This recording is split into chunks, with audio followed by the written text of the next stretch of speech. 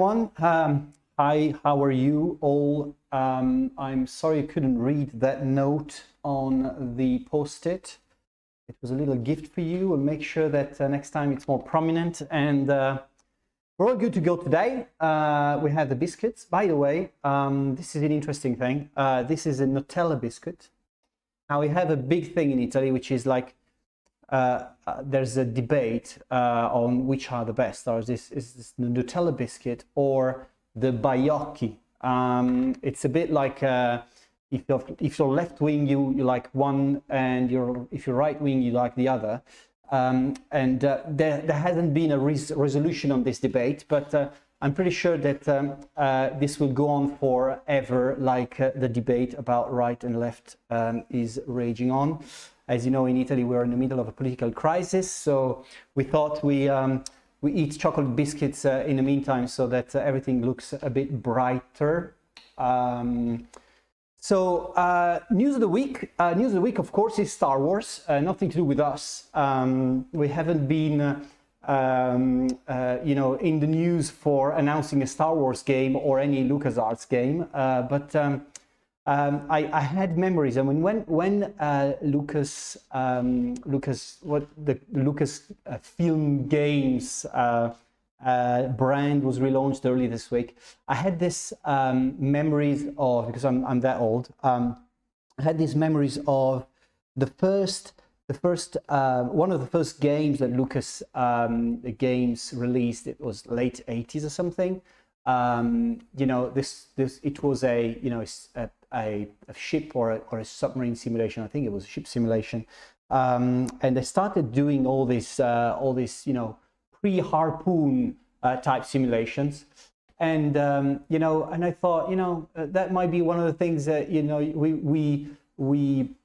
we steal the thunder from them, as in we continued the legacy of doing war games. In the meantime, they disappeared about twice, then they're back again. But it's good to see that some old brands are back and bringing back some big franchises. I'm pretty happy that and ecstatic about all that's happening. And why not? We said on Twitter yesterday, if we reach 100 likes on a tweet, we'll pitch for a Star Wars game. We got, I think, like close to 200 likes. So we'll definitely run some surveys and see what we can pitch for, and maybe there will be a Star Wars war game in the not too distant future. Who knows? Today we are going to focus mainly on Field of Glory. Reason being that, well, Field of Glory 2 Medieval is about to release. It's only a few weeks away. It's the 4th of February. We're planning quite a lot of stuff in terms of activities, and there's a lot of marketing going on. All the first streams started happening from content creators. So we see this as being a big opportunity to sort of reintroduce the world of Field of Glory 2 Medieval, and maybe lure some of you into this game, which is planned to release early February, and we've got high hopes for it. Before we get into that, we're playing the trailer here, the original trailer for the announcement of the game.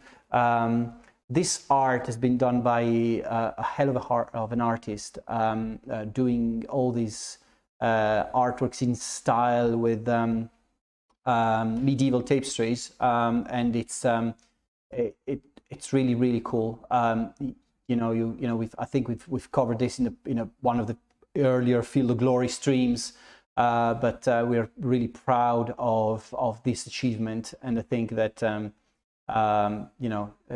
if you really like it, we might maybe put some wallpapers on to download. I think it would be a good idea to spread the word, not only the Field of Glory word, but this really beautiful art. That's something we'd love to promote as well.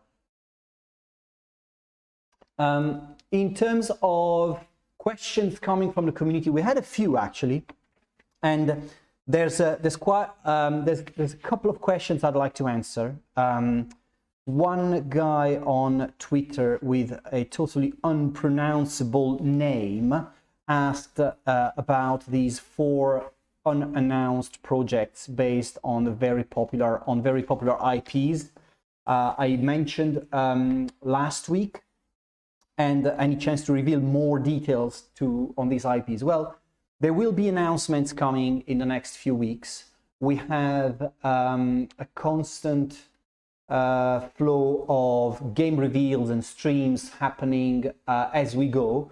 But I would say that these IPs we are working on are, if you go back to the Twitter history of Slitherine and some Paradox as well, you have a lot of people asking, you should make a game based on this brand or this other brand and so on. They've all been mentioned. All these 4 IPs have been mentioned in these tweets, so you'll find them there. And we make sure that, you know, in the next couple of months or so, we announce them all and make sure that you're on the same page of, you know, on what we're doing and what's coming up. The other question is from Pietro on Twitter asking more news about Master of Magic. Well, Master of Magic is going through the final phases of you know, of gameplay, you know, assessment. So I would say that we're close to having a gameplay loop that works. The idea is really to, you know, bring back this legacy, you know, unforgettable legacy that these games brought. I remember when one of our guests today, Paolo, started working at Slitherine. He said to me, you know, it'd be great to have a Master of Magic game or clone at some point. And here we are 2 years, 3 years later, actively working on a Master of Magic game. The expectations are huge. We know that this type of games, you know, have made a lot of progress over time. You know, if you think about the Age of Wonders franchise and such, you know, there has been, you know, progress in terms of how gameplay works and how it developed. So it's very important to us that we really capture this legacy heritage gameplay structure that was the basis for Master of Magic, and really, you know, try and not overdo it with innovations, because we really want that as being the basis for the new Master of Magic. A note to Bruno, I'm not actually seeing the chat today, so probably you know, just give me some questions or write them down for me, because I totally forgot to get my computer. All right, cool, that's great. Thank you very much. Field of Glory Medieval Empires would be very interesting. I think someone in this chat could easily answer this question. Right, focus. Tell him to smile again, Richard, please. The other thing is a roadmap for Panzercorps 2. Well, Panzercorps 2 is going through the first phase of the Axis operations. So we have delivered so far Spanish Civil War 39, 40, and of course 41 is coming soon as well. And you know, during this year we'll announce more of these DLCs are branching out as well from the core Axis operations. So we'll see how, you know, how to keep more war fronts open for you guys, and give you more options as well to play different fronts as well. That's also happening, and one of the things we're working on in terms of announcements and more DLCs, as I said last week. Right, so if there's no question, let me check. Tell him to smile. This one is This one I've seen. I will now try and connect with Paolo to have a chat about this Field of Glory thing we're doing. So let me see if I can do this.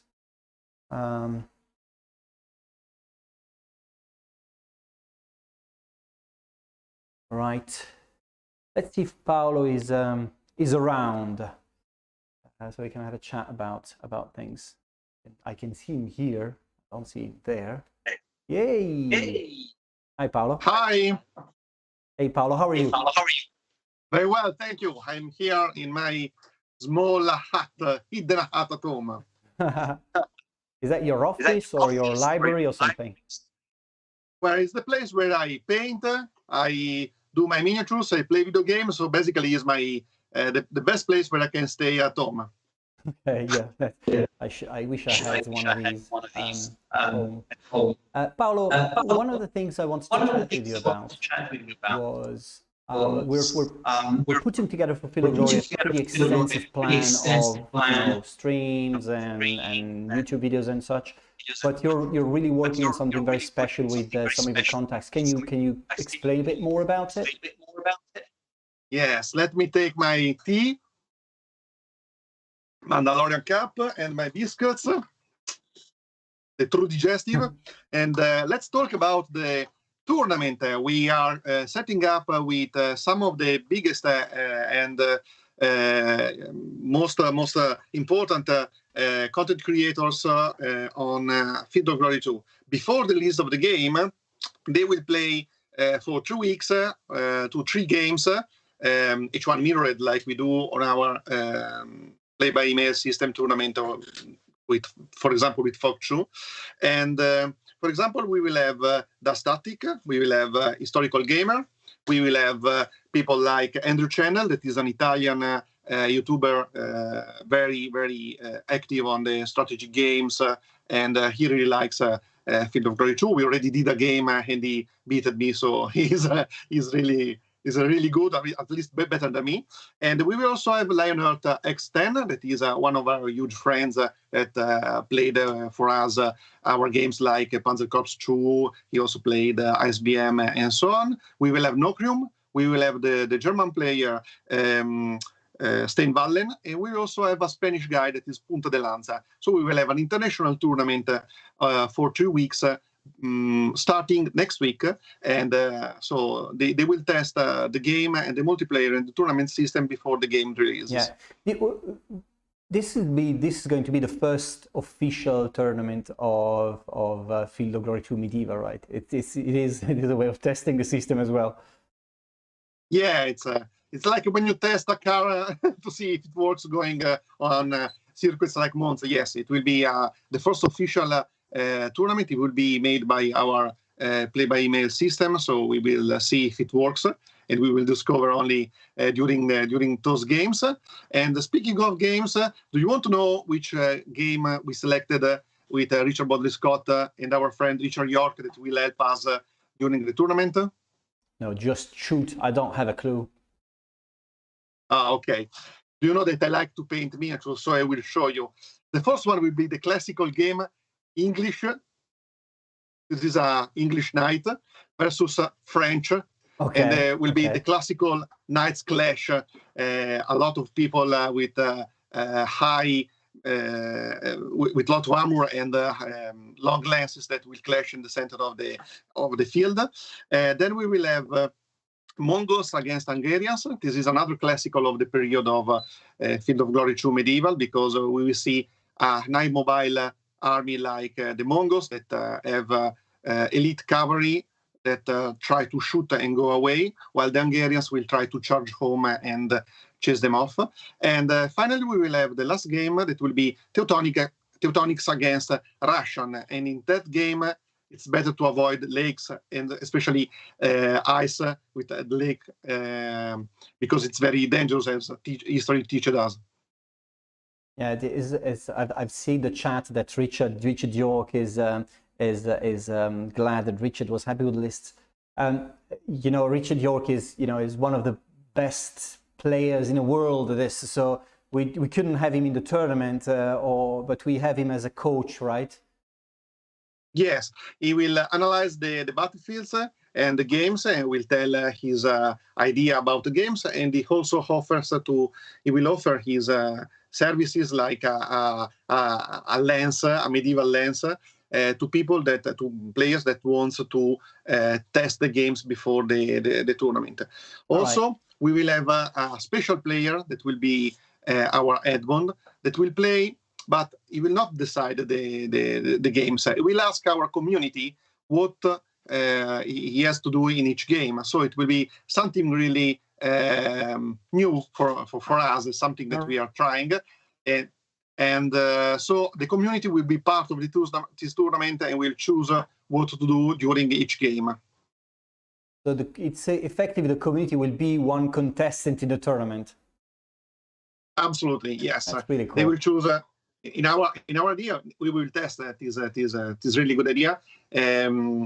We will see if they will be present in the morning or in the afternoon or in the evening, and Edmond will ask them how you have to play, to deploy, to choose the army and fight the battle. So they will decide together the tactics, if to go on the flank or to charge the knights and so on. That's really interesting. Listen, Paolo, you're playing medieval, right? You've put quite a lot of hours in the game so far. What's your impression in terms of, okay, you're part of the company, but you know, as a player, as a wargamer, of course, you're a DBMM player as well. So this looks farmy. What we're not firing you, but what is your feeling about the game, and how do you like it? Well, the feeling is something exceptional. When I was at home, obviously in Italy we are still in lockdown for the Christmas holidays. I played 48 hours to Folk 2 Medieval. So this is a clue how much I like the game. My biggest problem is that I lose with Richard York, and I will try to have my revenge in next times with another game. The feeling is awesome because it's the only game ever existed, ever built that allows me to play like Tin Soldiers on PC with my friends or against the computer. And for me, this is something unique, something better than the other war games like Panzer Corps or, for example, Order of Battle, because I mean there are a lot of one of the things that I keep seeing in you is that you play a lot of hours of Field of Glory, both Field of Glory 2 and Field of Glory Medieval, but you keep losing. So what makes it fun for you? It's something, of course, it's something incredible because I'm really. I need to understand how to win because I managed to win in single player. Mm-hmm. I did all the campaigns and the dynamic campaigns, but with Richard York, I continue to lose. So I need to understand how to beat him because it's something like a mission for this year. Everybody needs a mission, and we have this mission from God because obviously so I will play Teutonics, so I have the mission from God. If in 2021 you manage to beat Richard York, we'll get you a present, okay? Okay. That's better than the last time where you told me that if I were going to lose with Richard York, I should be fired. So better the present if I manage to win against him. Right. Well, thank you, Paolo. Thank you very much for making the time to see us and to chat with us. I will watch out for your games, and hopefully we'll be seeing you in person sometime soon when all this lockdowns are finished and things. Before the end of the year. Yeah. Bye. Ciao, Paolo. So, right. So this is interesting. I mean, this tournament we're trying to set up is not only for the content creators and such, but it's also for the idea of sorry, let me put this down. It's also because the Field of Glory tournaments are always very successful in terms of number of players and turnaround and such. So we want Medieval to be the next big thing in the tournament system for us. So we need to make sure that it works very, very well. So before we move on, and I think there's a stream after this, so I'll need to press on and hurry up. There's about 10 minutes before that happens. I'm connecting with the producer of Field of Glory to Medieval, Neil McKenna, over in Epsom, over in the UK. Actually, I don't know where he is right now, but over in the UK. And see if he can give us a bit more info about the game.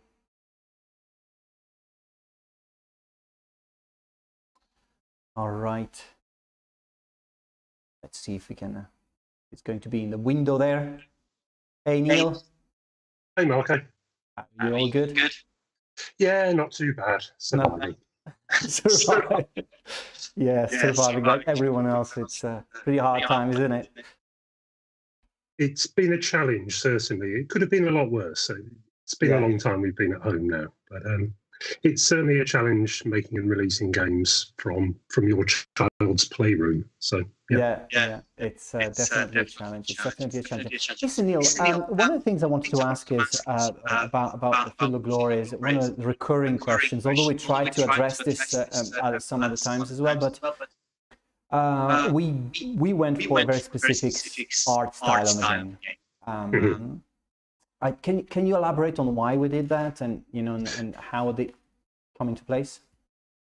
Well, we've got more varied terrain in this game. The game sort of goes further east and further north, so there'll be some frozen terrain in there. So we've got a wider range of environments that we need to support this time around, and the concept behind the art style is that it's not supposed to be realistic as such. It's supposed to be a rendering of medieval artwork in itself. So an attempt to recreate the features of medieval landscape painting. All right, yeah. So that was sort of a choice based on the setting as well as a gameplay choice reason, really. Well, yes, a bit of both. Obviously, we wanted to do as much as we can to differentiate it from its predecessor as well. I think it's been very successful. When I've shown the game internally, people have reacted very well to it. It's quite a stylized art style, and I think a few people in the beta have taken a little bit of time to adapt to it, but overall it's gone down very well. When you zoom in really close onto various landscape features, you can see brushstrokes. It really does replicate the feeling of something painted. It looks fantastic close up. It really does. Yeah, it does. One thing you were mentioning is to differentiate it from its predecessor, Field of Glory 2, the Ancients game. What are the sort of the key gameplay differences you would identify between the two, and of course, bringing it to the new era, the Middle Ages, of course, has specific gameplay repercussions. But can you elaborate a bit on that? Well, it's been a challenge because the game is still based on board game rules, and therefore we can't just throw out the way everything works and make a completely different game. It's not possible to make that and still have it be Field of Glory. We've moved to a very different period now, and we've essentially left out the Dark Ages in between Ancients and moved straight to the start of the medieval period. The game plays very differently because you have very different units now, and I think the single most important factor in that is having knights in the game. These are very strong fighters, and they change the way that whole armies work. On the whole, they move fast, they're very powerful, they're very well armored, they're relatively maneuverable compared to your heavy troops in the Ancients game, for example. So it does play very differently indeed. You're going to need very different tactics. We have, as I said earlier, we go east a bit more as well. And Paolo touched on this earlier, having Mongols in there, Hungarians, so on and so forth. Again, they're very different styles of army as well. Mongols, in particular, are almost entirely on horseback and lots of horseback archers. The Hungarians, again, very much on horseback. So there's some very, very different ways to play in here, certainly. Obviously, we've... I think the Knights are brilliant looking units as well. Whenever I've done the internal presentations, as you'll remember, I've always focused on the Knights because the team have done such a great job on them, and they're all... Obviously, historical accuracy is the watchword of the Field of Glory series. So, these aren't guys in uniform. These are guys all wearing their own individual colours. And, you have these beautiful, colourful selections of knights. It really does look fantastic. UI has been completely overhauled. I mean, it will be familiar to anybody who's played Field of Glory Ancients, but it looks a lot better. It works a lot better. Completely new army lists in there. We have a whole range we have 12 new epic battles which are suitable for the period. So things like Bouvines and Bornhoed and Hastings are in there, for example, as many others I can't remember. There are 65 new quick battles in there, all of which are historically accurate matchups. So there's a lot of new stuff in there. Like I say, it follows board game rules. You still... The mechanics of it are still very similar, but the challenge is very, very different. Yeah. By the way, historical accuracy, we're pushing that on that a lot. We have quite an extensive lineup of activities based on how accurate historically the game is. So stay tuned for that, because there's quite a lot of surprises happening. I'm seeing a couple of questions in the chat. Like, are you able to play Agincourt? I don't think so, because this is not in the current lineup, like a time frame for the launch product. Time frame is 1050 to 1270. So no is the short answer to that one. I'm afraid. Okay, yeah. Well, we'll have time for DLCs and that.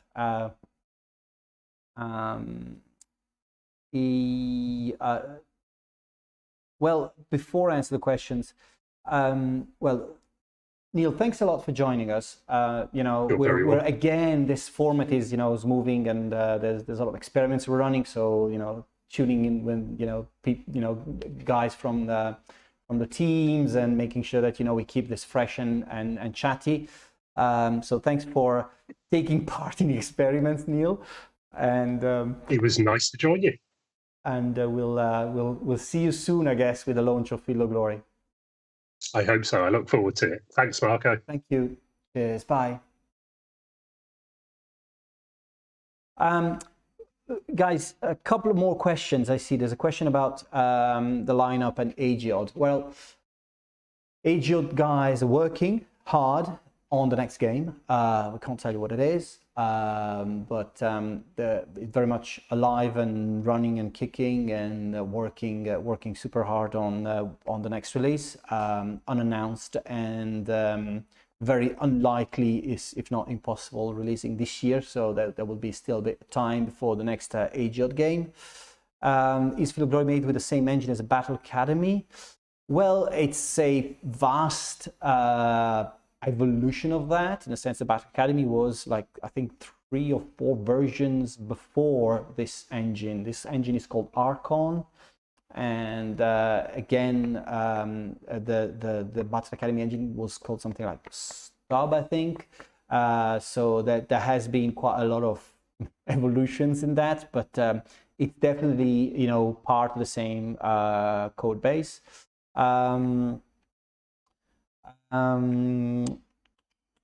What else there is? I don't think there's many other questions there. I didn't see others coming in. Make sure to send us the questions on Twitter, Facebook, and such for the next stream. The next stream is, of course, on the 21st. We'll have a game announcement on the 21st, a new game, not announced. Yes, we'll have that. On more news on the 26th, it's a Tuesday. We'll have an hour-long or more showcase of Distant Worlds 2. This is the first time we'll actually show Distant Worlds 2 live with full gameplay, with loads of information about what the game's about, and the whole thing is going to be, you know, exposed finally to you guys. We'll most probably have Eric Routines joining to chat about the game, answer all the questions. So, you know, we'll have an open Q&A session, so you will be able to ask anything, and that's basically going to be the kickoff of the campaign for us on Distant Worlds 2. It's going to be, you know, big. I tell you, it's, you know, the game is coming along like, you know, this is really going to be huge. Starship Troopers saying there will be a showcase soon, very soon, and we'll announce that in the next few days. Not much to wait. Probably going to be another week before we settle on a date, but we'll, you know, putting together the last final touches on that. Chariots of War or Spartan have joined Legion on Steam. There's plans for that, but not really rushed. To be honest, we're working on so much stuff, and operations are really busy doing, you know, current games that heritage products and catalog products are just not super prioritized right now. But there are plans for that. There's definitely plans for that. Will Medieval have different rules? Well, not really. I mean, the core rules are always the same, but the system, the engine's been upgraded. We can display more units. We can do, you know, a lot more fancy stuff graphically. So that's really, you know, an evolution in terms of technology as well as in terms of gameplay, but the core mechanics are the same.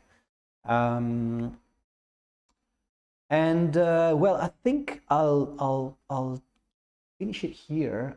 So we'll have a Feel Glory 2 Medieval stream coming up next. As I said, on the 21st, so next week, we have a new tea time with a game announcement, and of course, you know, send us over some questions. We'll be happy to answer them. Check out the schedule for the streams on Twitch. There's always something happening, and maybe not next week, but maybe in the future we'll be able to tell you what our cogitations about the Star Wars game we want to pitch are. Help us on that. What's your best mix, right? Do you want to see a Star Wars game based on the Pentacore engine or on the Battlestar Galactica Deadlock engine? You know, just give us some suggestions. We'll be happy to listen and put together a formal proposal to Disney execs. I don't know if I'm joking or not, but you know, let's keep the debate open. For now, I say have a good evening and happy Feel the Glory Twitch stream. See you next week.